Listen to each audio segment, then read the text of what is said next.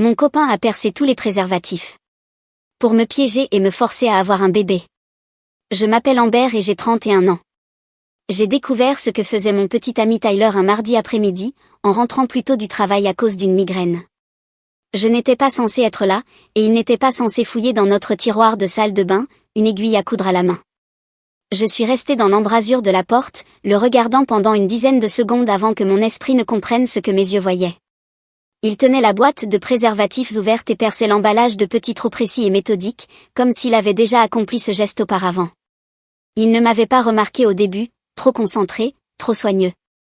Quand il leva enfin les yeux et me vit, son visage devint livide. « Amber », dit-il simplement, en tenant toujours l'aiguille dans sa main. Je ne répondis pas, je me retournai et allai dans la cuisine. Mes mains tremblaient tellement que je dus m'agripper au plan de travail pour les stabiliser. Je l'entendis fermer la porte de la salle de bain, puis ses pas se rapprocher. « Laisse-moi t'expliquer », dit-il. Je ris, un rire nerveux, étranglé. « Expliquer quoi exactement ? Expliquer comment tu as essayé de me mettre enceinte sans mon consentement ? Ce n'est pas ce que tu crois. Alors, c'est quoi, Tyler ? Parce que de là où je me tiens, ça y ressemble exactement. Il passa une main dans ses cheveux, un geste qu'il faisait toujours quand il était nerveux. Autrefois, je trouvais cela attendrissant, maintenant, cela me donnait envie de lui lancer quelque chose à la tête. Nous sommes ensemble depuis 3 ans, dit-il, je t'aime, je veux fonder une famille avec toi. Tu dis sans cesse que tu n'es pas prête, mais Amber, tu as 31 ans, nous manquons de temps. Donc tu as décidé de m'enlever mon choix ? J'allais te le dire un jour. Une fois que tu serais enceinte, tu verrais, tu serais heureuse. Je le regardais, vraiment, cet homme avec qui je vivais depuis 2 ans, cet homme que je pensais peut-être épouser. Son visage m'était si familier, la petite cicatrice au-dessus de son sourcil à cause d'un accident d'enfance, la manière dont son œil gauche se plissait plus que le droit quand il souriait. Je connaissais chaque détail de son visage, soudain, je ne le reconnaissais plus du tout. « Dehors », dis-je d'une voix calme. « Amber, allons, parlons-en. » Dehors. Il essaya de m'approcher, je reculai. « Ne me touche pas, s'il te plaît, écoute-moi. » Dehors, Tyler, je le pense vraiment, prends tes affaires et pars. Il resta figé un instant, comme s'il essayait de calculer s'il pouvait s'en sortir en parlant, comme s'il préparait sa prochaine manœuvre. Ce calcul froid rendait la trahison encore plus insupportable, comme si j'étais un problème à résoudre plutôt qu'une personne qu'il venait de violer dans son intimité. Il finit par partir, prit quelques vêtements, son ordinateur portable, et quitta la maison. Je restai assise sur le sol de la cuisine pendant 1 heure après son départ, sur le carrelage froid, le dos appuyé contre le placard. J'aurais dû pleurer, j'aurais dû être furieuse. Je l'étais, mais surtout, je ressentais une étrange sérénité m'envahir, parce que voilà le plus ironique, Tyler ignorait que, 6 mois plus tôt, j'avais subi une tubectomie. Mes trompes étaient ligaturées, je ne pouvais plus tomber enceinte, même si je l'avais voulu. Laisse-moi revenir un peu en arrière pour t'expliquer comment j'en suis arrivée là. Je n'ai jamais voulu d'enfant, pas jamais de manière absolue, mais jamais de façon concrète non plus. Quand j'étais plus jeune, je pensais que peut-être un jour, mais en vieillissant, ce peut-être était devenu probablement pas, puis certainement pas. J'aime ma vie, j'aime ma liberté, j'aime pouvoir voyager, sortir tard, dormir le week-end, j'aime ne pas être responsable de la vie entière d'un autre être humain. J'aime pouvoir faire des projets sans penser à la garde d'enfants, j'aime les soirées calmes à la maison, j'aime dépenser mon argent pour ce que je veux, pas pour ce dont j'ai besoin. J'aime la version de moi-même qui existe sans le poids de la maternité sur ses épaules. Tyler savait tout cela quand nous avons commencé à sortir ensemble. J'avais été claire, je ne pense pas vouloir d'enfant, lui avais-je dit lors de notre 3e rendez-vous, dans un restaurant italien du centre-ville. Il avait commandé du vin, et je me souviens de la lumière des bougies dans ses yeux, de la pensée qu'il était magnifique, et de mon envie qu'il comprenne cette part de moi dès le début. Est-ce un problème, avais-je demandé. Non, avait-il répondu, j'ai pensé à avoir des enfants un jour, mais ce n'est pas un obstacle. Je préfère être avec toi. Cela aurait dû être un signal d'alarme, ce un jour, cette hésitation, mais j'étais amoureuse et je voulais croire que nous pouvions faire fonctionner notre relation, que l'amour suffirait à combler cet écart. Pendant les 2 premières années, tout allait bien. Il ne parlait pas d'enfants, nous étions heureux. Nous avons emménagé ensemble après 18 mois, cela semblait naturel. Nous avons parlé d'adopter un chien, planifier des voyages au Portugal et au Japon, organiser des dîners, partager des blagues, des routines du dimanche matin, une vie pleine et harmonieuse. La vie était belle.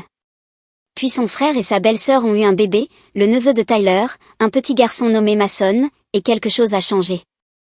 Ce n'était pas immédiat. Au début, Tyler était simplement un bon oncle. Il portait Mason, lui offrait des cadeaux, allait leur rendre visite le week-end. Je trouvais cela attendrissant, normal. Mais peu à peu, cela s'est infiltré dans nos conversations, dans notre quotidien. Soudain, chaque sujet revenait aux enfants. Il voyait un bébé au restaurant et affichait ce regard plein de mélancolie et de désir. Il a commencé à m'envoyer des articles sur les femmes qui pensaient ne pas vouloir d'enfants. Il m'envoyait ensuite des articles sur ces femmes qui avaient changé d'avis, sur l'horloge biologique, la fertilité et la joie de la maternité, en me disant des choses comme « Tu ne crois pas que ce serait mignon d'avoir une petite version de nous qui court partout ?»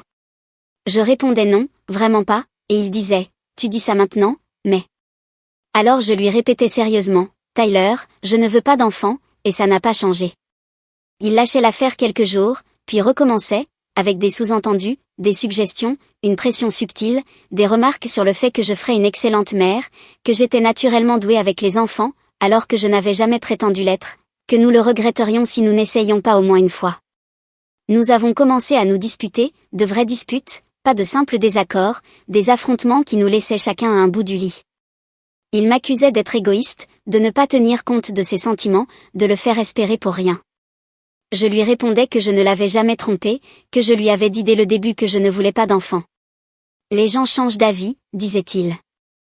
Je pensais que tu changerais le tien. Eh bien, non, et je ne le ferai pas, ces disputes se terminaient toujours de la même manière, lui boudeur, moi coupable de ne pas être la femme qu'il voulait, et tous deux faisant semblant que tout allait bien jusqu'à ce que le sujet revienne. Il y a 6 mois, après une autre de ces conversations sans issue, j'ai pris rendez-vous avec mon médecin. J'y pensais depuis un moment, à rendre cette décision permanente, à reprendre le contrôle total de mon corps et de mon avenir. Le rendez-vous était un mercredi matin. J'ai pris une demi-journée de congé. Mon médecin, la docteure Patterson, une femme d'une 50aine d'années, était ma gynécologue depuis des années. Elle me connaissait mon histoire. Elle n'a pas essayé de me dissuader. « Êtes-vous sûr ?» demanda-t-elle. « C'est une décision permanente. » « Je suis sûre » ai-je répondu. Je n'ai jamais été aussi sûre de quelque chose. « Et votre partenaire ? Vous en avez parlé avec lui ? » J'ai hésité. « Il veut des enfants. » Moi non. Nous en avons beaucoup discuté, mais c'est ma décision, c'est mon corps. La docteure Patterson a hoché la tête. Elle ne m'a pas jugée, ne m'a pas fait la morale, elle m'a simplement expliqué la procédure, les risques, le temps de récupération, son irréversibilité. J'ai signé les formulaires de consentement et planifié l'intervention 2 semaines plus tard. Je n'en ai rien dit à Tyler. Je me suis dit que c'était parce que je voulais être sûre d'abord, parce que je voulais prendre cette décision sans que son avis ou ses émotions ne m'influencent. Mais peut-être qu'une part de moi le savait déjà, qu'une partie inconsciente de mon esprit percevait quelque chose que je ne voyais pas encore. Peut-être que je savais déjà que lui en parler serait dangereux, qu'il essaierait de m'en empêcher, qu'il transformerait cette décision en quelque chose qui lui appartenait. L'intervention fut rapide, en ambulatoire. J'ai dit à Tyler que je devais subir une petite opération gynécologique, et il n'a pas posé de questions. Les hommes ne veulent jamais de détails sur les choses gynécologiques, comme si le mot « col de l'utérus » créait automatiquement une barrière dans la conversation. J'ai pris 2 jours de congé, en disant à mon patron que j'avais une intervention. Il n'a pas cherché à en savoir plus. J'ai passé ces 2 jours sur le canapé à regarder de mauvaises émissions de télé-réalité et à manger des plats à emporter. Tyler m'a apporté de la soupe, il était attentionné, doux, il n'avait aucune idée de ce que j'avais réellement fait. J'ai été endolorie pendant environ 1 semaine, puis c'était terminé. Mon choix était fait, mon corps m'appartenait à nouveau, même s'il m'avait toujours appartenu, la chirurgie avait simplement rendu impossible à quiconque d'avoir son mot à dire sur mon avenir reproductif. C'était comme fermer une porte dont je n'avais pas réalisé qu'elle était restée ouverte. Je ne lui ai toujours rien dit. J'avais prévu de le faire, je me disais, je lui dirai ce week-end, je m'assiérai avec lui et je lui expliquerai. Mais à chaque fois que j'étais sur le point de le faire, quelque chose m'en empêchait, peut-être la peur, ou la conscience qu'une fois que je lui aurais dit, notre relation serait probablement terminée, et je n'étais pas prête à cela. Je l'aimais, ou plutôt j'aimais l'homme que je croyais qu'il était, celui qui me préparait le café le matin, qui me laissait des petits mots sur le miroir de la salle de bain, qui savait comment j'aimais mes œufs et quel podcast de true crime j'écoutais, celui qui me tenait la main pendant les films et m'embrassait le front quand il pensait que je dormais. Cet homme-là, je l'aimais. Le vrai Tyler, celui qui était apparemment prêt à violer mon corps pour obtenir ce qu'il voulait, je ne le connaissais pas encore. Alors j'ai gardé mon secret, et apparemment, lui gardait le sien. Après son départ ce mardi-là, j'ai fouillé l'appartement comme si je cherchais des preuves d'un crime. Peut-être que c'était le cas. J'ai trouvé 3 autres boîtes de préservatifs dans différents endroits, son sac de sport, le tiroir de sa table de nuit et l'armoire à pharmacie de la salle de bain d'amis que nous utilisions rarement. Tout avait été altéré, percé de petits trous à peine visibles, mais bien présents. J'ai tenu chaque boîte sous la lumière, examiné chaque emballage. Certains avaient plusieurs trous, comme s'il avait voulu être absolument sûr. J'ai trouvé un carnet dans son tiroir de bureau. Il y notait mes cycles, les dates, calculait ma période d'ovulation. Dans les marges, il écrivait « Essayez plus fort cette semaine, être plus spontané, la détendre d'abord, vin au dîner ». J'ai eu la nausée en le lisant, un vrai haut-le-cœur. Ce n'était pas de l'amour, c'était de la manipulation, du contrôle, la volonté d'imposer ce qu'il voulait, au-dessus de mon autonomie corporelle, au-dessus de mes souhaits explicites, au-dessus de moi.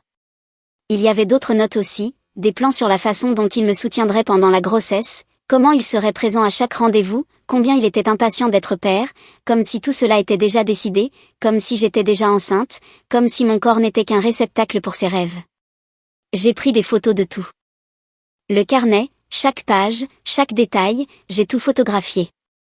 Je ne savais pas encore ce que je ferais de ces photos, mais je voulais une preuve, une confirmation que je n'étais pas folle, que tout cela s'était vraiment produit, que je n'avais ni inventé ni exagéré. Tyler m'a envoyé un message ce soir-là, on peut parler, s'il te plaît? Je n'ai pas répondu. Il a réécrit le lendemain matin, je sais que j'ai déconné, laisse-moi t'expliquer, laisse-moi arranger les choses. Le matin suivant encore, Amber, je t'aime, ne gâche pas tout ce qu'on a à cause de ça. Au 3e jour, il a commencé à appeler, laissant des messages vocaux, sa voix pleine de désespoir et de supplication. Amber, je suis désolé, je sais que j'ai mal agi, mais je t'aime, on peut surmonter ça, s'il te plaît, parle-moi. J'ai écouté chaque message une fois, puis je les ai supprimés. Je ne l'ai pas rappelé, je n'ai pas répondu, je ne lui ai laissé aucune ouverture. Le 4e jour, j'ai bloqué son numéro. Ce week-end-là, ma meilleure amie Rachel est venue. Je lui avais écrit le vendredi soir, tu peux venir demain? J'ai besoin de te parler. Elle est arrivée à 9h avec du café et des bagels. En voyant mon visage, elle a immédiatement demandé, qu'est-ce qui s'est passé? Je lui ai tout raconté, chaque détail, l'aiguille, les boîtes, le carnet, les calculs. Elle est restée assise sur mon canapé, la bouche ouverte, son café refroidissant entre ses mains, son bagel intact. Quand j'ai terminé, elle a lâché, putain, Amber, c'est une agression, c'est de la coercition reproductive, tu pourrais porter plainte. Je sais. Tu vas le faire? Je n'ai pas répondu tout de suite. J'y pensais, aller à la police, rendre cela officiel, mais quelque chose me retenait.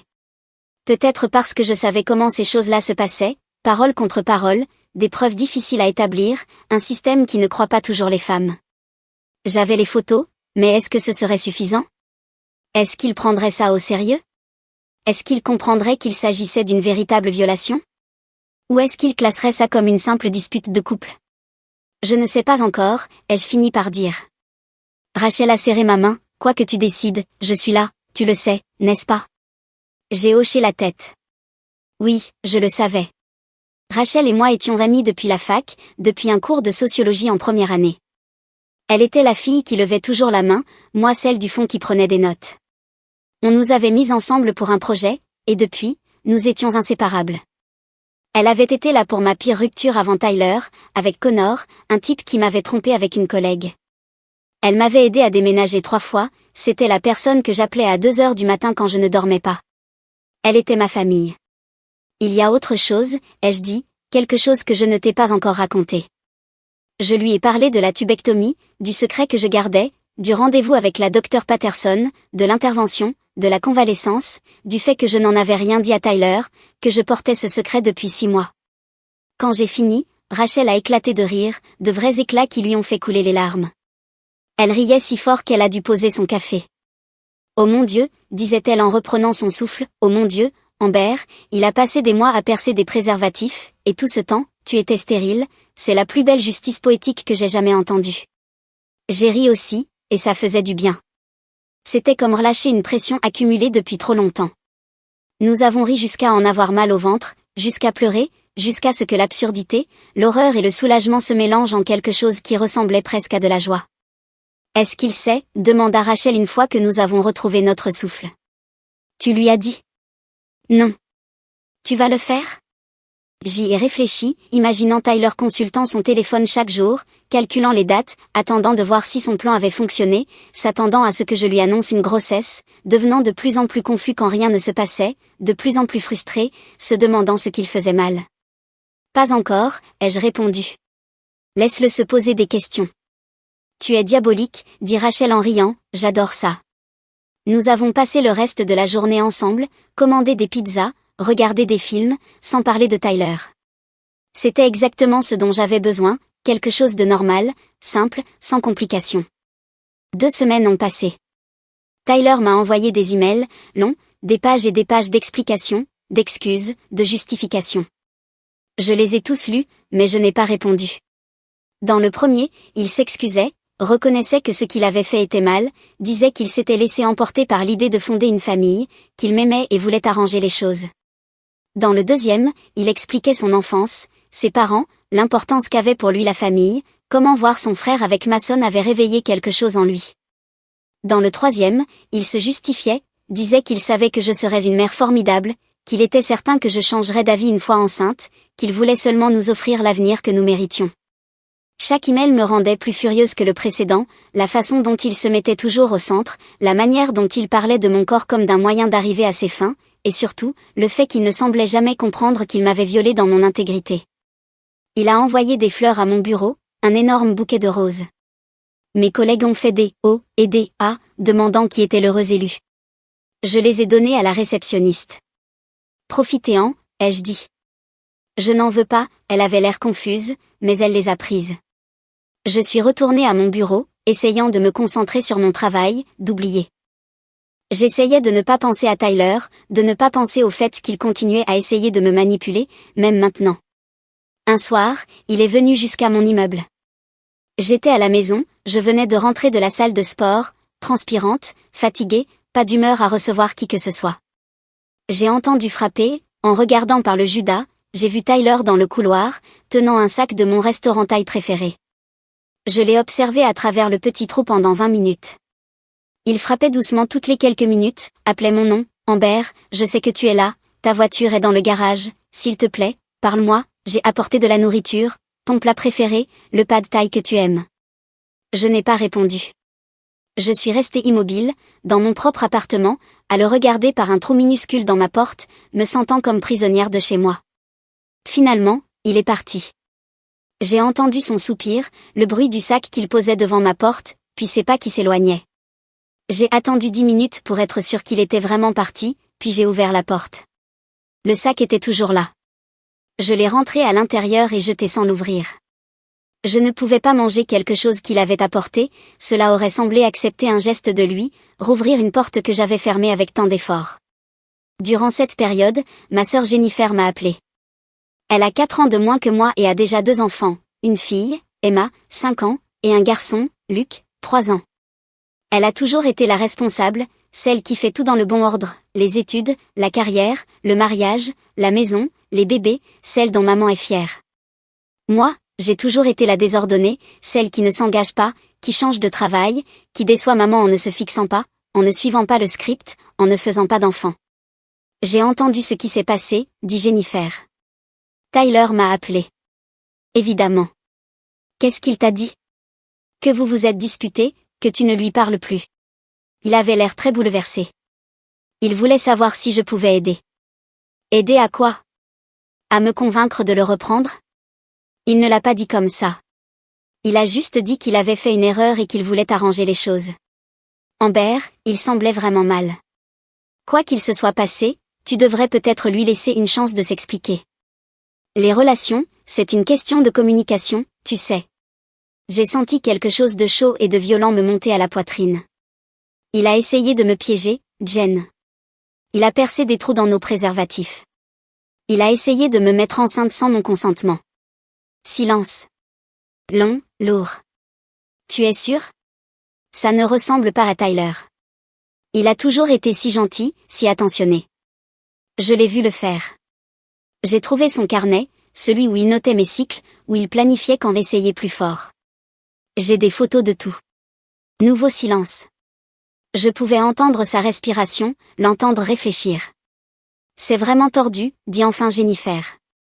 Je suis désolée, je ne savais pas que c'était aussi grave. C'est vraiment mal. Oui, eh bien, maintenant tu le sais. Mais Amber, je veux dire, il t'aime, il veut t'épouser. Peut-être qu'il était juste désespéré parce que tu disais toujours non aux enfants. Tu sais, tu ne rajeunis pas, tes ovules ne durent pas éternellement, peut-être qu'il pensait manquer de temps, qu'il voulait juste. J'ai raccroché. En plein milieu de sa phrase. Ma propre sœur trouvait des excuses pour lui, me blâmait pour ses actes, insinuait que mon horloge biologique justifiait ce qu'il avait fait. Mon téléphone a immédiatement sonné de nouveau. Jennifer. J'ai refusé l'appel. Puis un message, Amber, désolé, laisse-moi finir, je ne voulais pas dire ça comme ça. Je n'ai pas répondu. J'en avais assez. Assez des gens qui trouvaient des excuses à Tyler, assez de ceux qui pensaient que vouloir des enfants lui donnait le droit de me violer dans ma liberté. Je n'ai pas parlé à Jennifer pendant 3 semaines après ça. Elle a envoyé des messages d'excuses, mais je les ai ignorés. Je n'étais pas prête à lui pardonner. Peut-être que je ne le serai jamais. Le travail est devenu mon refuge. Je m'y suis jetée à corps perdu.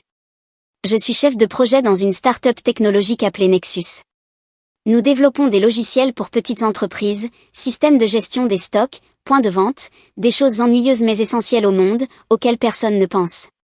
Nous étions en plein lancement d'un nouveau produit, une application mobile intégrée aux systèmes existants. C'était un grand projet, une expansion majeure, avec des délais serrés, des heures tardives et des problèmes constants à résoudre. Je restais tard chaque soir, je me proposais pour travailler le week-end, je prenais des projets supplémentaires. Mon patron, Kevin, un homme d'environ 45 ans, dans l'entreprise depuis le début, devait penser que je visais une promotion. En réalité, je ne voulais simplement pas être seule avec mes pensées. Le travail était sûr, prévisible, c'était quelque chose que je pouvais contrôler. Un soir, environ un mois après tout ça, je travaillais tard au bureau. Tout le monde était parti, il ne restait que le bourdonnement des ordinateurs et les bruits de l'équipe de nettoyage aux étages inférieurs. Nos locaux étaient au 10e étage d'un immeuble du centre-ville, avec de grandes fenêtres sur la ville. D'habitude, j'adorais la vue. Ce soir-là, elle me donnait juste le vertige, me faisait me sentir minuscule. Mon téléphone a sonné. Numéro inconnu. J'ai failli ne pas répondre. Les appels inconnus sont souvent du spam, des robots me parlant de garantie automobile expirée. Mais quelque chose m'a poussé à décrocher. Amber? Une voix de femme, que je ne connaissais pas, oui. Je m'appelle Olivia. Vous ne me connaissez pas, mais je dois vous parler de Tyler. Mon estomac s'est noué, ma main s'est crispée sur le téléphone. Qui êtes-vous? Je suis son ex-petite amie. Nous sommes sortis ensemble pendant 4 ans avant vous. J'ai appris ce qui s'est passé par un ami commun. Je devais vous appeler. Je devais vous prévenir. Je me suis redressée sur ma chaise, le bureau soudain glacé autour de moi. Me prévenir de quoi, ai-je demandé. De ce qu'il m'a fait à moi aussi, répondit Olivia, sa voix tremblante. J'entendais le bruit de la circulation derrière elle, comme si elle m'appelait de dehors, d'un endroit public. Les préservatifs, le piège à bébé, tout ça.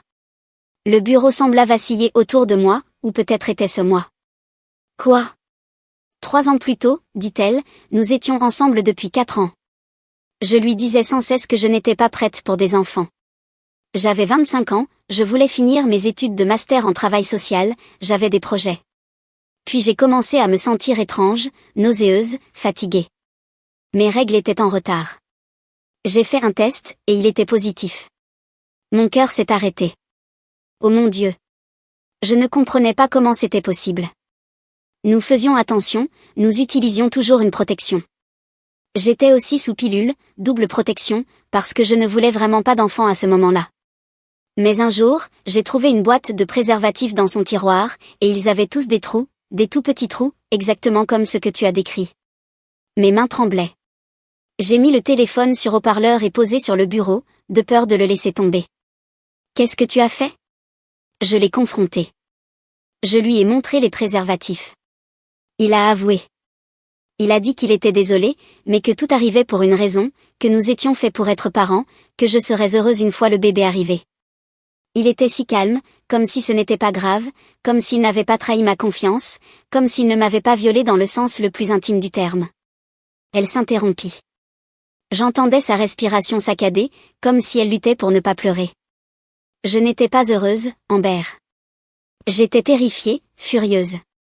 J'avais 25 ans, j'étais en plein milieu de mes études, et soudain, enceinte, parce que mon petit ami avait décidé qu'il savait mieux que moi ce que je voulais. J'ai interrompu la grossesse, puis je l'ai quitté. Je ne pouvais pas parler. Ma gorge, ma poitrine, tout était serré. J'aurais dû le dénoncer, poursuivit Olivia, j'aurais dû faire quelque chose. Mais j'avais honte. Je me sentais responsable, comme si c'était de ma faute, comme si j'aurais dû le remarquer, être plus prudente. Alors j'ai juste disparu. J'ai changé d'école, déménagé dans une autre ville, recommencé à zéro. Où es-tu maintenant? Ai-je réussi à demander. Je suis revenue ici, j'ai déménagé il y a 6 mois pour le travail. Et puis j'ai entendu, par des amis communs, ce qu'il t'a fait. J'ai compris qu'il recommençait, qu'il continuait à piéger des femmes pour les forcer à avoir ses enfants. Et je ne pouvais plus me taire. Il fallait que je t'appelle, que je te dise que tu n'es pas seule. Comment as-tu eu mon numéro? J'ai une amie qui travaille avec ton amie Rachel. C'est elle qui me l'a donné. J'espère que ce n'est pas un problème. Je voulais juste que tu saches que tu n'es pas seule, que c'est un schéma chez lui. Nous avons parlé pendant 1 heure. Olivia m'a tout raconté, comment Tyler avait été parfait au début, attentionné, aimant, comment il se souvenait de tout, sa commande de café, ses films préférés, comment il lui laissait des petits mots, lui offrait des fleurs, la faisait se sentir comme la personne la plus importante du monde. Comment la pression sur les enfants avait commencé doucement, avec de petites remarques, des allusions, avant de devenir insistante après la naissance du bébé de son frère.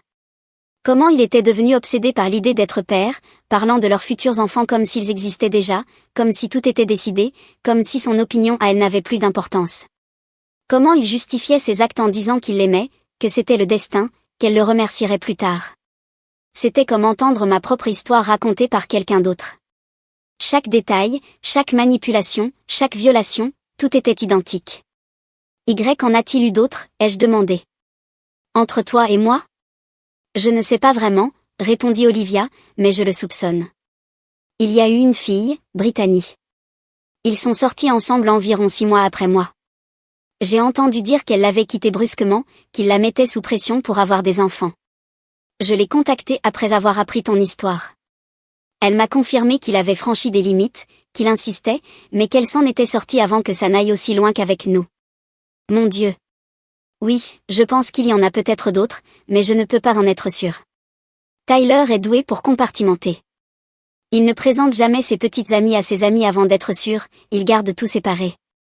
Nous avons échangé nos numéros avant de raccrocher, promis de rester en contact, de nous soutenir. 2 femmes liées par la même trahison. Il y a autre chose, ajouta Olivia avant de raccrocher. Après l'avoir quitté, j'ai découvert qu'il mentait sur d'autres choses aussi, des histoires d'argent. Il avait des dettes dont il ne m'avait jamais parlé, des cartes de crédit à découvert, il a emprunté de l'argent à mes parents et ne l'a jamais remboursé. Il leur avait dit que c'était pour un investissement professionnel, qu'il les rembourserait avec intérêt. Il ne l'a jamais fait. Mon estomac s'est à nouveau noué. Combien? 5 000 $. Mes parents n'ont jamais réclamé, ils ont laissé tomber. Mais après avoir découvert les préservatifs, j'ai compris que l'argent faisait partie du même schéma, le mensonge, la manipulation, le fait de prendre ce qu'il voulait sans se soucier des conséquences.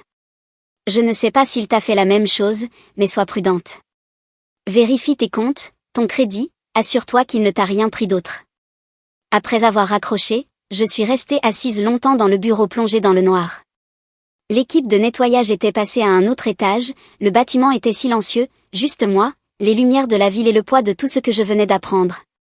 Puis j'ai ouvert mon ordinateur et consulté nos comptes communs, celui d'épargne que nous avions ouvert pour notre futur, celui où nous devions chacun verser 500 $ par mois depuis 18 mois. Il aurait dû y avoir environ 18 000 $. Il restait 412. J'ai vérifié l'historique des transactions.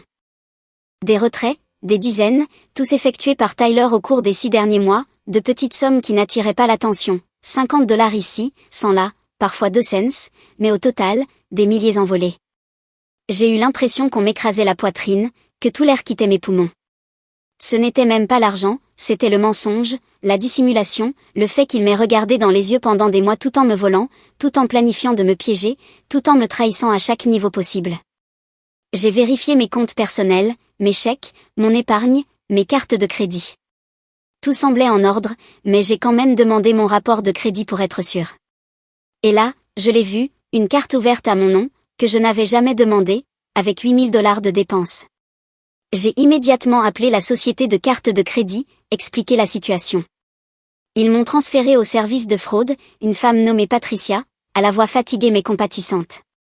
C'est du vol d'identité, m'a-t-elle dit. Vous allez devoir déposer une plainte. Nous allons lancer une enquête, les frais seront probablement annulés, mais cela prendra du temps. Comment a-t-il pu ouvrir une carte à mon nom, ai-je demandé. S'il avait accès à vos informations personnelles, votre numéro de sécurité sociale, votre date de naissance, c'est facile. Surtout si vous viviez ensemble, il avait probablement accès à vos documents. Je me suis souvenu de toutes les fois où Tyler avait proposé de s'occuper de notre paperasse, de ranger les documents importants, de classer les dossiers. Je pensais qu'il était attentionné, qu'il m'aidait. En réalité, il volait mes informations. J'ai appelé Rachel. Il était presque minuit, mais elle a décroché à la 2e sonnerie. Il faut que je te voie, ai-je dit. Maintenant. Qu'est-ce qui se passe? Viens juste, s'il te plaît. Elle est arrivée à mon bureau 20 minutes plus tard, en sweat et en hoodie, les cheveux en chignon désordonnés, sans maquillage.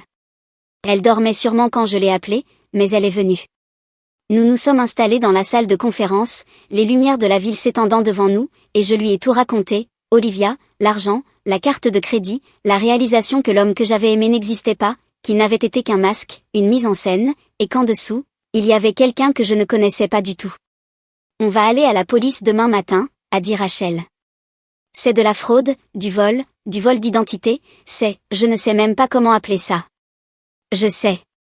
Et tu vas lui dire pour la tubectomie. Tu vas lui faire savoir que tous ces petits plans tordus n'ont servi à rien. J'y ai réfléchi, à la satisfaction que je ressentirais en voyant son visage quand il comprendrait, au sentiment de reprendre le pouvoir, à la justice poétique de tout cela. Oui, ai-je dit. Je vais le faire. Rachel est restée avec moi cette nuit-là. Nous sommes rentrés à mon appartement, elle a dormi sur mon canapé. J'étais reconnaissante de ne pas être seule, reconnaissante d'avoir quelqu'un qui me croyait, quelqu'un qui ne cherchait pas d'excuses à Tyler. Le lendemain, j'ai déposé plainte. J'ai pris une longue pause déjeuner au travail et je suis allée au commissariat avec toutes mes preuves, les photos des préservatifs, le carnet, les relevés bancaires, les relevés de cartes, le rapport de fraude de la compagnie de crédit. L'agente qui a pris ma déposition était une femme d'une 40aine d'années, la détective Lisa Morrison. Elle avait les cheveux gris courts, des yeux fatigués, et elle m'a écouté sans m'interrompre, prenant des notes, posant des questions précises. Quand j'ai terminé, elle m'a regardé avec une sorte de reconnaissance dans les yeux. Cela arrive plus souvent qu'on ne le croit, dit-elle. Coercition reproductive, abus financier. La plupart des femmes ne le signalent pas. Elles ont honte, elles ont peur, elles pensent qu'on ne les croira pas. Merci d'être venu. Et maintenant? Nous allons enquêter. Nous le contacterons, nous verrons si nous pouvons monter un dossier. Je ne peux rien promettre, mais nous ferons de notre mieux. Les preuves financières sont plus faciles à démontrer. La coercition reproductive, c'est plus compliqué, mais avec vos photos et le carnet, nous avons une bonne base. Combien de temps cela prendra? Cela dépend. Des semaines, des mois peut-être. Ces enquêtes prennent du temps. Mais je vous tiendrai au courant. Et Amber? Elle a marqué une pause, sérieuse. Vous avez bien fait de venir. Ce n'est pas votre faute, rien de tout cela. Vous comprenez? J'ai hoché la tête, sans en être entièrement convaincue. Une partie de moi pensait que j'aurais dû voir les signes, savoir, faire plus attention. Mais j'ai apprécié qu'elle le dise. En quittant le commissariat, je me suis sentie plus légère, comme si j'avais enfin posé quelque chose que je portais depuis trop longtemps. Comme si j'avais fait un pas vers quelque chose, la justice, peut-être, ou la paix, ou simplement la reconnaissance que ce que j'avais vécu comptait. J'ai appelé Tyler depuis le parking. Il a décroché à la première sonnerie. Amber? Oh mon Dieu, Amber, je suis tellement content que tu appelles, j'essayais de te joindre depuis. Je ne suis pas enceinte, l'ai-je interrompu. Je sais que tu attendais de l'entendre, que tu vérifiais ton téléphone chaque jour, te demandant quand j'allais t'annoncer la bonne nouvelle. Mais je ne suis pas enceinte, Tyler. Et je ne le serai jamais. De quoi tu parles? J'ai eu une tubectomie il y a 6 mois. Avant que tu commences à percer les préservatifs. Avant que tu essaies de me piéger. Mes trompes sont ligaturées. Je ne peux pas tomber enceinte, même si je le voulais. Silence. Un silence absolu. Je pouvais entendre sa respiration, l'imaginer assis quelque part, le visage livide, l'esprit s'affolant en essayant de comprendre ce que je venais de dire. Tu mens, finit-il par dire, la voix plus dure, plus froide. Non, je ne mens pas. J'ai les dossiers médicaux. Chaque fois que tu perçais un préservatif, tu le faisais pour rien. Chaque fois que tu suivais mon cycle, tu perdais ton temps. Je ne t'aurais jamais donné ce que tu voulais, parce que j'avais déjà pris soin de m'en empêcher. Pourquoi tu ne m'as pas dit, demanda-t-il, la voix brisée. Pourquoi tu m'as caché ça? L'audace, l'absolue audace de cette question m'a fait rire, un rire court, amer. Pourquoi je ne t'ai pas dit, ai-je répété. Pourquoi toi, tu ne m'as pas dit que tu sabotais notre contraception? Pourquoi tu ne m'as pas dit que tu volais sur notre compte commun? Pourquoi tu ne m'as pas dit que tu avais ouvert une carte de crédit à mon nom et dépensé $8000 dessus? Pourquoi tu ne m'as pas dit que tu avais fait exactement la même chose à ton ex-petite amie? Quoi? Qui t'a parlé d'Olivia? C'est différent, c'était. Ce n'était pas différent, Tyler, c'était exactement pareil. Tu as un schéma. Tu séduis des femmes, tu les inondes d'attention, puis tu les presses pour avoir des enfants. Et quand elles ne te donnent pas ce que tu veux, tu essaies de les forcer. Tu as voulu me priver de mon choix, tu as voulu me piéger, tu m'as volé, tu m'as violé dans tous les sens du terme. Mais on ne peut pas piéger quelqu'un qui est déjà libre. Amber, s'il te plaît, laisse-moi expliquer, laisse-moi. Je ne veux pas de tes explications, ni de tes excuses, ni rien venant de toi. J'ai porté plainte pour coercition reproductive, pour fraude financière, pour vol d'identité. Ils enquêtent sur toi. Ils te contacteront. Quoi? Amber, tu ne peux pas. J'ai raccroché avant qu'il ne termine. Mes mains étaient stables, ma voix aussi. Je me sentais puissante, comme je ne l'avais pas été depuis des mois. Je me sentais à nouveau moi-même. Tyler a essayé de rappeler, j'ai refusé. Il a envoyé des messages, j'ai bloqué son numéro. Il a tenté de passer par email, j'ai mis un filtre pour les envoyer directement dans les spams. Il a essayé sur les réseaux sociaux, je l'ai bloqué partout. Il était en train d'être effacé de ma vie, lentement, méthodiquement, comme lui avait essayé d'effacer mes choix. La procédure légale a pris du temps. Les semaines sont devenues des mois. Tyler a engagé un avocat, un certain Richard, costume cher, cheveux gominés, qui a essayé de me faire passer pour la coupable. Il y a eu des entretiens, des dépositions, des répétitions de mon histoire, encore et encore, devant la police, les avocats, les enquêteurs. À chaque fois, c'était un peu plus facile, mais aussi un peu plus difficile, parce que chaque fois, je devais me souvenir, revivre, expliquer à des étrangers comment l'homme que j'aimais m'avait violé dans ma confiance et mon corps. La détective Morrison était remarquable. Elle était méticuleuse, persévérante, elle n'a rien lâché. Elle a retrouvé Olivia, qui a accepté de témoigner. Elle a retrouvé Brittany, la femme qui avait fréquenté Tyler entre Olivia et moi. Brittany a elle aussi témoigné. Elle s'était enfuie avant que ça n'aille aussi loin, mais elle se souvenait de la pression, de l'obsession, du franchissement de limites. Elle se souvenait que Tyler suivait son cycle malgré ses refus, qu'il oubliait, les préservatifs, qu'elle se sentait traquée. Je l'ai quitté avant qu'il ne fasse ce qu'il t'a fait, à toi et à Olivia, m'a dit Brittany un après-midi, autour d'un café. Nous nous étions rencontrés dans un café du centre-ville. Elle avait 27 ans, blonde, jolie, plus jeune d'apparence, mais ses yeux disaient autre chose. Je sentais qu'il y avait quelque chose d'anormal, mais je ne savais pas quoi. Et quand Olivia m'a contacté pour me raconter ce qu'il t'avait fait, tout s'est éclairé. Le schéma était évident, 3 femmes, peut-être plus, toutes victimes des mêmes manipulations, des mêmes pressions, des mêmes violations. La détective Morrison a aussi fouillé dans les finances de Tyler. Elle a trouvé les retraits du compte commun, la carte ouverte à mon nom, des traces d'abus financiers similaires avec Olivia. Il lui avait pris de l'argent, par d'autres moyens, mais toujours avec la même logique. C'est un prédateur, m'a dit Morrison lors d'un de nos entretiens.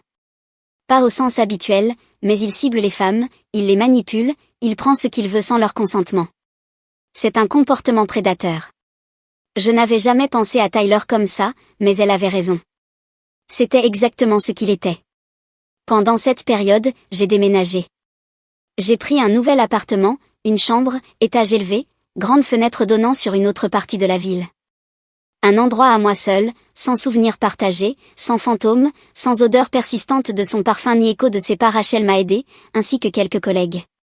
Nous avons chargé des cartons, des meubles, les morceaux de ma vie, dans un camion, traversé la ville et recommencé. Le nouvel appartement était plus petit, mais il était mien, chaque centimètre. J'ai peint la chambre en bleu pâle, accroché des tableaux que j'aimais, acheté un nouveau canapé, un nouveau lit, des draps qu'il n'avait jamais touchés. J'ai adopté un chat, un gros matour grincheux du refuge du quartier. Il avait 3 ans, une oreille abîmée, et n'aimait ni les autres chats, ni les chiens, ni la plupart des gens. La bénévole du refuge m'a prévenu qu'il était difficile. Parfait, ai-je dit. Je le prends. Je l'ai appelé détective, ce que Rachel a trouvé hilarant. Tu as nommé ton chat d'après la flic de ton enquête? Non, je l'ai nommé détective parce qu'il inspecte tout. Il est très méticuleux, regarde. J'ai désigné détective, qui passait alors au crible chaque recoin de mon nouvel appartement, reniflant, grattant, s'assurant que tout était à son goût. Détective et moi sommes rapidement devenus amis. Il dormait sur mon lit, s'asseyait sur mon ordinateur quand je travaillais, réclamait à manger à 5 heures du matin. Il était agaçant, parfait, et exactement ce dont j'avais besoin. J'ai aussi commencé une thérapie. J'ai trouvé une psychologue grâce à mon assurance, une femme nommée Dr Helen Reeves, spécialisée dans les traumatismes et les abus. Son cabinet se trouvait dans un immeuble calme, avec des plantes dans la salle d'attente, une lumière douce et des fauteuils confortables. Lors de notre première séance, elle m'a demandé pourquoi j'étais là. Mon petit ami a essayé de me piéger avec un bébé, de me voler, en général, de franchir toutes les limites que j'avais, ai-je répondu. J'essaie de comprendre comment avancer. Elle a hoché la tête, sans surprise, comme si elle entendait ce genre d'histoire tous les jours. Peut-être que c'était le cas. Nous avons travaillé sur la trahison, la violation, le deuil complexe de perdre quelqu'un qui, au fond, n'avait jamais existé. La docteure Reeves était excellente. Elle ne m'a pas pressée. Elle m'a laissé être en colère, triste, perdue. Elle m'a laissé ressentir tout cela sans jugement. Vous êtes en deuil de plusieurs pertes, m'a-t-elle dit un jour, la perte de la relation, celle du futur que vous pensiez avoir, celle de votre confiance, et celle de votre sentiment de sécurité. C'est beaucoup à digérer. Je me sens stupide, ai-je avoué, stupide de ne pas l'avoir vu venir. Vous n'êtes pas stupide, a-t-elle répondu calmement. Il était doué pour le dissimuler. C'est ce que font les manipulateurs, ils vous montrent ce que vous voulez voir, jusqu'à ce qu'il soit trop tard. Ce n'est pas votre faute d'avoir eu confiance. Je ne la croyais pas complètement, mais j'y travaillais. Avec le temps, Jennifer et moi nous sommes réconciliés. Cela a pris du temps. Elle m'a appelé plusieurs fois, laissé des messages, envoyé des textos, puis un long email où elle reconnaissait qu'elle avait eu tort, qu'elle projetait sur moi ses propres choix, qu'elle s'était laissée influencer par les attentes de maman, et qu'elle était désolée. J'ai accepté de la voir pour un café. Nous nous sommes retrouvés dans un Starbucks un samedi matin. Ses enfants étaient avec son mari, c'était juste nous. Je suis désolée, dit-elle avant même que je m'assoie. J'avais tort. Ce que Tyler t'a fait est impardonnable, et j'ai empiré les choses en lui trouvant des excuses. J'ai été une sœur terrible. Je me suis assise, j'ai pris une gorgée de mon café et je l'ai observée. Elle avait des cernes sous les yeux, les cheveux ternes, l'air épuisé. Être mère de 2 enfants de moins de 6 ans ferait ça à n'importe qui. Pourquoi tu as fait ça, ai-je demandé. Pourquoi tu lui as trouvé des excuses? Elle est restée silencieuse un instant. Honnêtement, parce qu'une partie de moi était jalouse. Tu as cette liberté que je n'ai plus. Tu peux faire des choix que je ne peux plus faire. Tu peux changer de vie, alors que moi, je suis coincée. Et quand Tyler essayait de t'enfermer dans la vie que j'ai choisie, une partie de moi voulait que tu sois coincée aussi, pour ne pas être seule dedans. Je ne m'attendais pas à une telle honnêteté. C'est vraiment tordu, ai-je dit. Je sais. Je suis en thérapie moi aussi. À propos de maman, de ses attentes, de mes choix, de savoir si je les ai faits pour moi ou pour elle. C'est compliqué. Nous avons parlé pendant 3 heures, de sa vie, de la mienne, de maman et de ses standards impossibles, des chemins différents que nous avions pris, de comment nous pouvions nous soutenir au lieu de nous comparer. J'aime mes enfants, a dit Jennifer. Je veux que ce soit clair. J'aime Emma et Luc plus que tout, mais certains jours, je regarde ta vie et je t'envie, et je suis désolée d'avoir laissé cette jalousie te blesser. Je suis désolée que tu te sentes piégée, ai-je dit. Tu n'as pas besoin de l'être. Tu peux changer aussi. Je sais. J'y travaille. Cette conversation comptait. Elle signifiait que nous pouvions redevenir des sœurs, vraiment des sœurs, pas seulement 2 personnes partageant un ADN et une enfance, mais 2 femmes qui se comprenaient, se soutenaient, se disaient la vérité. Le travail aussi allait mieux. Le lancement du produit fut un succès, l'application fonctionnait, les clients étaient satisfaits, les avis positifs affluaient. L'entreprise grandissait, et j'ai eu cette promotion. Kevin pensait que je visais le poste de chef de projet senior, meilleur titre, meilleur salaire, plus de responsabilités. Je la méritais. J'avais travaillé dur, mené mes projets à bien, prouvé ma valeur. Tu as été indispensable ces derniers mois, m'a dit Kevin en me l'annonçant. Je ne sais pas ce qu'on aurait fait sans toi. Merci, j'apprécie. J'ai fêté ça avec Rachel et quelques collègues, des verres dans un bar du centre-ville, rien de spécial, juste des gens que j'aimais côtoyer. C'était agréable, normal, comme si la vie reprenait son cours. L'avocat de Tyler tenta de faire réduire les charges, d'arguer qu'il s'agissait d'un différend conjugal et non d'un crime, de me peindre comme une femme rancunière exagérant les faits. Mais la détective Morrison fut implacable. Elle trouva des preuves, construisit le dossier, démontra que ce que Tyler avait fait n'était pas seulement immoral, mais illégal. Il ne s'en sortira pas, me dit-elle un jour. Nous l'avons sur les fraudes financières. La coercition reproductive est plus difficile à poursuivre, mais elle figure dans le dossier, c'est son mode opératoire, et si jamais il recommence, ce sera là. Le procès fut fixé, puis reporté, puis fixé à nouveau. Les procédures légales sont lentes, mais elles avancent. Tyler finit par accepter un accord de plaidoyer, sur les conseils de son avocat, il plaida coupable de fraude et de vol. La coercition reproductive fut inscrite au dossier, sans poursuite séparée. C'était suffisant. Il fallait que ce le soit. Il écopa de probation, de travaux d'intérêt général, d'une amende. Pas assez, à mon goût, mais mieux que rien, mieux que s'il n'y avait eu que le silence. Le meilleur, pourtant, celui qui m'a apporté une satisfaction profonde, c'est qu'il dut rembourser chaque centime qu'il m'avait volé. Avec les intérêts, 9 000 $ du compte épargne, 8 000 de la carte de crédit, plus les frais et les pénalités, et il a dû présenter des excuses écrites officielles à moi, à Olivia et à Brittany. Des excuses déposées au dossier du tribunal, public, accessible à tous, n'importe qui pouvait les lire, n'importe qui pouvait voir ce qu'il avait fait. Je n'ai pas lu la mienne. Elle est arrivée par courrier recommandé, enveloppe officielle, je l'ai jetée sans l'ouvrir. Je n'avais pas besoin de ses excuses, ni de son remords, ni de quoi que ce soit venant de lui. Olivia m'a appelé après avoir reçu la sienne. Je l'ai lu, m'a-t-elle dit. C'est de la merde. Il parle de comment il a changé, de comment il est en thérapie, de comment il comprend maintenant ce qu'il a fait de mal. Rien sur nous, rien sur la douleur qu'il nous a causée, juste sur lui. Ça ne m'étonne pas, ai-je répondu. Mais tu sais quoi? Je m'en fiche. C'est fini. Il ne peut plus nous atteindre. On a gagné. Et elle avait raison. Nous avions gagné, pas de la manière spectaculaire qu'on voit dans les films, mais dans celle, réelle, qui compte vraiment, nous avions survécu, nous avions parlé, et on nous avait cru. 1 an après tout ça, j'étais dans un café près de mon nouvel appartement, un samedi matin. Je lisais en buvant un Lator de prix, savourant le simple fait que je pouvais le faire, que je pouvais passer mon samedi matin comme je voulais, que mon temps m'appartenait, que Détective était à la maison, probablement en train de faire tomber des objets des étagères, mais je m'en fichais, parce que c'était mon chat, et que je l'aimais. Une femme s'est approchée de ma table. Jeune, la vingtaine, en jean et pull, nerveuse, jouant avec la sangle de son sac. « Excusez-moi, dit-elle, vous êtes Amber ?» J'ai levé les yeux. Je ne la connaissais pas, oui. Je m'appelle Emily. Tyler et moi sortons ensemble depuis quelques mois. Il m'a donné votre nom.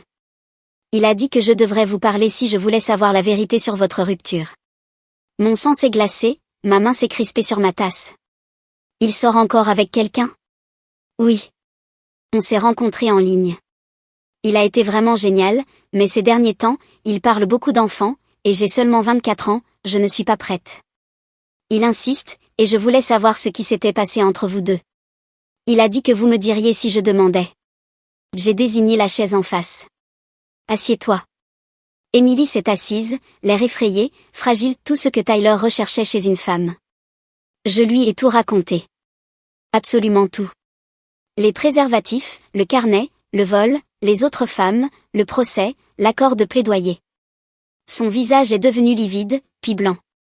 Elle a mis la main sur sa bouche. Mon Dieu. Tu dois le quitter, ai-je dit. Maintenant. Aujourd'hui. Ne lui donne pas l'occasion de s'expliquer. Ne le laisse pas te convaincre. Pars. Il semblait si normal, murmura Émilie. Si gentil. Il était romantique, il se souvenait de petits détails sur moi, il me faisait me sentir spécial. Comment ai-je pu ne rien voir? Parce qu'il est doué pour ça. Parce qu'il sait jouer un rôle. Mais écoute-moi, Émilie. C'est qui il est. C'est ce qu'il fait. Et si tu restes, ce sera pire. Mais comment savoir si tu dis la vérité? Peut-être que tu es juste amère, que tu veux lui nuire. J'ai sorti mon téléphone et lui ai montré des captures d'écran des documents judiciaires, des archives publiques que tout le monde pouvait consulter, son accord de plaidoyer, sa condamnation, ses excuses à moi, à Olivia et à Brittany. C'est public, ai-je dit. Tu peux tout vérifier toi-même. Je n'invente rien, je n'exagère pas. Voilà ce qu'il a fait. Voilà qui il est. Émilie regarda les captures d'écran, les lut, les mains tremblantes. Il faut que j'y aille, dit-elle. Il faut que je réfléchisse. J'ai attrapé une serviette et noté mon numéro dessus. Appelle-moi si tu as besoin d'aide. Si tu as besoin qu'on te rappelle pourquoi tu pars. Appelle-moi. Elle a pris la serviette, l'a glissée dans son sac et est partie sans un mot. Je suis restée un moment après son départ, et terminé mon café, pensé à Tyler, dehors, recommençant à fréquenter d'autres femmes, déjà à la recherche de sa prochaine victime. J'en avais la nausée. J'avais fait ce que je pouvais, j'avais prévenu Émilie, je lui avais donné les informations. Le reste dépendait d'elle. Elle m'a appelé 2 jours plus tard. Je l'ai fait, dit-elle. Je suis partie. Il a essayé de m'arrêter, il a pleuré, supplié, dit qu'il avait changé, qu'il était en thérapie, que ce qui s'était passé avec toi était une erreur. Mais je suis partie. Bien, ai-je dit. Tu as bien fait. Il n'arrêtait pas de dire que j'exagérais, que tu m'avais retourné contre lui, que tu mentais surtout. Mais j'ai consulté les dossiers du tribunal. Tu disais la vérité. Tout. Je le sais. Merci. Merci de m'avoir prévenu, de m'avoir dit la vérité. Tu m'as probablement sauvé de la même chose. De rien. Et Émilie, tu vas t'en sortir. Mieux que ça, tu vas être libre. Je l'espère. Je le sais. Nous avons parlé encore 1 heure. Elle m'a raconté sa relation avec Tyler, les signaux d'alerte qu'elle avait ignorés, les limites qu'il avait franchies, la pression qu'elle avait ressentie. Tout était familier, prévisible. Tyler avait un type et une méthode, et sans cette conversation, Émilie aurait été la suivante. Je lui ai donné le numéro d'Olivia, pour qu'elle puisse se soutenir, créer une sorte de réseau, une communauté de femmes qui avaient survécu à Tyler, qui pouvaient s'entraider et prévenir les autres. Cela signifiait quelque chose, comme si nous reprenions le pouvoir, comme si nous nous protégions les unes les autres d'une manière dont personne ne nous avait protégés. Voilà 2 ans maintenant depuis cet après-midi de mardi, depuis que j'ai vu Tyler debout dans la salle de bain, une aiguille à la main, perçant des trous dans des préservatifs. 2 ans depuis que ma vie a explosé. Et s'était reconstruit en quelque chose de meilleur. J'ai 33 ans maintenant. J'ai une carrière que j'aime, chef de projet senior, je dirige des équipes, je crée des produits, je gagne bien ma vie, je suis respecté par mes collègues, reconnu pour mes compétences. J'ai un appartement que j'adore, mon espace, mes règles, mon sanctuaire, décoré exactement comme je le veux, sans compromis, sans négociation. J'ai détective, qui me tolère la plupart du temps, parfois, me montre son affection en s'asseyant sur mon ordinateur ou en renversant mon verre d'eau. Il est parfait. J'ai des amis qui me soutiennent, Rachel, qui a tout vécu à mes côtés, qui m'a vu au pire et qui est toujours là, qui me fait rire même quand je n'en ai pas envie. J'ai une sœur qui me comprend maintenant, Jennifer et moi parlons souvent de nos vies, de maman, des chemins différents que nous avons pris, de la manière dont nous pouvons nous soutenir. Nous sommes plus proches aujourd'hui que nous ne l'avons été depuis des années. J'ai une thérapeute qui m'aide, la Dr Reeves. Nous nous voyons 2 fois par mois au lieu d'1 fois par semaine. Je vais mieux. Je progresse, j'avance, j'apprends à faire confiance de nouveau, à me faire confiance. Et j'ai un corps qui m'appartient, entièrement, complètement. La tubectomie a été l'une des meilleures décisions que j'ai jamais prises, non seulement parce qu'elle m'a protégée des plans de Tyler, mais parce qu'elle m'a donné le contrôle, la certitude, la liberté de vivre ma vie selon mes propres termes. Je ne veux toujours pas d'enfant, cela n'a pas changé, cela ne changera jamais. Et maintenant, ce n'est même plus un sujet de discussion. Ce n'est plus quelque chose que de futurs partenaires peuvent remettre en question. C'est fait. Décidé. Définitif. J'ai recommencé à sortir, rien de sérieux encore, juste des cafés, des dîners, apprendre à connaître des gens. C'est effrayant, faire confiance à quelqu'un de nouveau, être vulnérable à nouveau, mais j'essaie. Je suis plus prudente, plus attentive aux signaux d'alarme, plus disposée à partir quand quelque chose ne me semble pas juste. Je fais confiance à mes instincts d'une façon que je ne savais pas avant. Parfois, les gens me demandent si je regrette d'avoir fréquenté Tyler, si je regrette d'avoir perdu 3 ans avec quelqu'un qui s'est révélé être un monstre. Mais je ne le vois pas comme ça. Ces 3 années m'ont appris des choses essentielles, sur les limites, sur la confiance en soi, sur l'importance de se protéger, même quand on aime quelqu'un, surtout quand on aime quelqu'un. J'ai appris que l'amour ne suffit pas, que quelqu'un peut dire t'aimer tout en essayant de te contrôler, tout en violant ton autonomie, tout en te volant, tout en te piégeant. J'ai appris que le véritable amour respecte tes choix, honore tes frontières, ne t'exige pas de sacrifier ton corps, ton avenir ou toi-même. J'ai appris que je suis plus forte que je ne le croyais, que je peux survivre à la trahison, que je peux me reconstruire, que je peux être heureuse seule, que seul n'est pas synonyme de solitude quand on est libre. Le mois dernier, j'ai croisé Tyler à l'épicerie, la première fois que je le voyais depuis le procès. J'étais dans le rayon des fruits, hésitant entre des pommes bio et ordinaires. Il était près des bananes. Il m'a vu et s'est figé. J'aurais pu l'ignorer, j'aurais pu partir, j'aurais probablement dû, mais je ne l'ai pas fait. Je me suis avancée avec mon chariot. « Amber, dit-il. »« Salut, Tyler. Comment vas-tu ? » ?»« Bien. »« Très bien, en fait. » Il hocha la tête, baissa les yeux vers ses bananes, puis les releva. « Je suis désolée pour tout. Je sais que je l'ai dit dans la lettre, mais je veux que tu saches que je le pense. J'étais perdue. Je suis en thérapie maintenant, j'essaie de m'améliorer. C'est bien, ai-je dit, et je le pensais, pas pour lui, mais pour celle qu'il pourrait encore blesser, pour Emily, pour les prochaines. J'espère que tu changeras vraiment. J'ai revu Emily il y a quelques mois, dit-il. Elle m'a dit que tu l'avais prévenue, que tu lui avais tout raconté. Merci. Elle méritait de savoir. J'ai observé son visage, cherchant à voir s'il était sincère ou s'il jouait encore un rôle. Je ne pouvais pas dire. Peut-être que ça n'avait plus d'importance. Je fréquente quelqu'un de nouveau, ajouta-t-il. C'est récent, mais c'est différent cette fois. Je suis honnête sur tout, sur mon passé, sur ce que j'ai fait. J'essaie d'être meilleure. Bonne chance avec ça, ai-je dit. Je n'étais pas ironique. Ou peut-être un peu. Mais surtout, je ne ressentais rien, ni colère, ni douleur. Rien. Il n'était plus qu'un souvenir, un chapitre clos. Il hocha encore la tête, semblant vouloir dire autre chose, puis se ravisa. Tu vois quelqu'un ? Ce n'est pas ton affaire. Désolé, je voulais juste dire, j'espère que tu es heureuse. Je le suis, ai-je répondu. Plus heureuse que je ne l'ai jamais été avec toi. Et c'était vrai.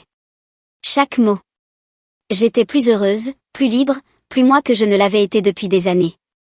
Je suis partie, le laissant là, dans le rayon des fruits, avec ses bananes. J'ai terminé mes courses, acheté les pommes bio, suis rentrée chez moi, et nourri détective, préparé le dîner, un sauté avec trop d'ail, juste parce que je pouvais, puis j'ai regardé un film, une comédie romantique que détective a ignorée en se léchant sur l'autre bout du canapé. Je me suis couchée. Un samedi parfaitement ordinaire. Un samedi parfaitement libre. Un samedi parfaitement à moi. Et cette nuit-là, avant de m'endormir, j'ai repensé à cet après-midi de mardi, il y a 2 ans, à moi debout dans l'embrasure de la salle de bain, regardant Tyler avec cette aiguille, à l'horreur, à la trahison, à la violation que j'avais ressentie à ce moment-là. Mais j'ai aussi pensé au secret que je portais alors, à la tubectomie que j'avais faite 6 mois plus tôt, au choix que j'avais fait de reprendre le contrôle de mon corps, à la liberté que ce choix m'avait donnée. Tyler avait voulu me piéger, il avait planifié, manœuvré, violé mes limites, volé mon argent, ma confiance, presque mon avenir. Mais il n'avait pas compris qu'on ne peut pas piéger quelqu'un qui s'est déjà libéré. Et c'était ça, la leçon qu'il n'a jamais comprise, qu'il ne comprendra sans doute jamais, on ne peut pas contrôler quelqu'un qui refuse de l'être. On ne peut pas enfermer quelqu'un qui a déjà trouvé la porte. J'ai trouvé la porte 6 mois avant même de savoir qu'elle existait, avant de savoir qu'il y avait un piège, avant de savoir qu'il y avait un danger. Une partie de moi l'avait toujours su, un instinct. Une compréhension profonde, presque instinctive, que mon corps m'appartenait et que je devais le protéger. Alors je l'ai fait. Je me suis protégée. Je me suis sauvée. Et, au final, son plan s'est effondré à cause d'une décision que j'avais prise alors que je croyais encore qu'il m'aimait. L'ironie en est presque poétique, la justice parfaitement rendue. Il a essayé de me piéger avec un bébé, et tout ce qu'il a obtenu, c'est une arrestation, une amende et la solitude, accompagnée de la certitude que chaque trou qu'il avait percé ne servait à rien, que chaque calcul qu'il avait fait était inutile, que chaque manipulation qu'il avait tentée avait échoué avant même de commencer. Parfois, j'y repense, et je souris. Pas parce que je suis cruelle, pas parce que la souffrance de Tyler me réjouit, mais parce que je suis fière. Fière d'Amber d'autrefois, celle qui a fait ce choix, celle qui a écouté son instinct, celle qui a pris le contrôle. Fière d'Amber d'aujourd'hui, celle qui a survécu, qui a parlé, qui a averti d'autres femmes, qui s'est reconstruite. Et fière d'Amber de demain, celle qui continuera à se choisir, à se protéger, à être libre. Voilà la véritable fin, pas la vengeance, pas la punition, pas une confrontation dramatique ou une revanche spectaculaire, juste moi, vivant ma vie, faisant mes choix, étant libre. Tyler n'était qu'un chapitre de mon histoire, un chapitre important, douloureux, un chapitre qui m'a appris des choses sur moi-même et sur le monde, mais seulement un chapitre. L'histoire continue, et c'est moi qui l'écris maintenant. Chaque mot, chaque page, chaque choix. C'est moi qui décide de ce qui se passe ensuite, où je vais, qui j'autorise à entrer dans ma vie et qui j'en tiens éloigné. C'est moi qui décide à quoi ressemblera mon avenir. Je décide de tout. Et c'est ça, la plus belle justice de toutes. Pas que Tyler ait été puni, pas qu'il ait eu à faire face à ses actes, mais que moi, je sois libre. Que j'ai repris mon pouvoir. Que je me sois choisi. Chaque matin, je me réveille et je me choisis à nouveau, encore et encore. C'est ça, la liberté. C'est ça, la victoire. C'est tout.